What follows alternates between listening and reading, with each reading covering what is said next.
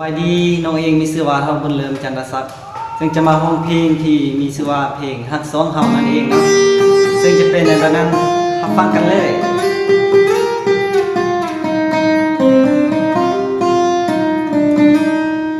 ความหักระหว่าง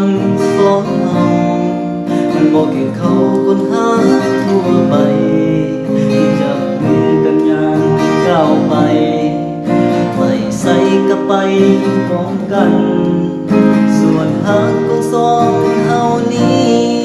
ก็คนละที่ที่ห่างไกลกันมีหลายอย่างที่เห็นร่วมกัน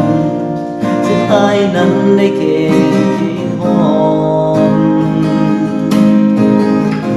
ยามใดที่คิดฮอดก็ได้แค่โทรหาอยากไปจับอยากไปบัดสุดท้ายได้แค่ลูกมายังวนไปเวียนมาเบิ่งให้กับคนที่บ้าน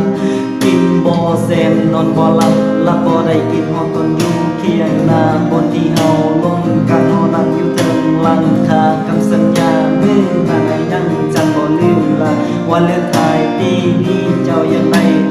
ตามนัดกันมือนั้นมีพ่อกันอยู่เคียงนาโอ้โอ้โอ้โอ้โอ้โอ้โอ้คิดพอเจ้าเลยเด้ล่ะ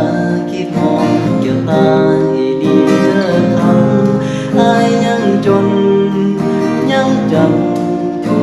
กคำที่เอ่ยว่าจาคิดพอตอนเฮาไปสอนจบเอาผู้อยู่แค่ผู้น้ำแต่แค่ลงน้องไปกับน้องลามนเทละนาอีลาคำเอ่ยเธอจักไปอยู่เมืองใหญ่ที่ห้ำเฮียนศึกษาสุขผลสำเร็จไอ้ขอให้เจ้ากลับมา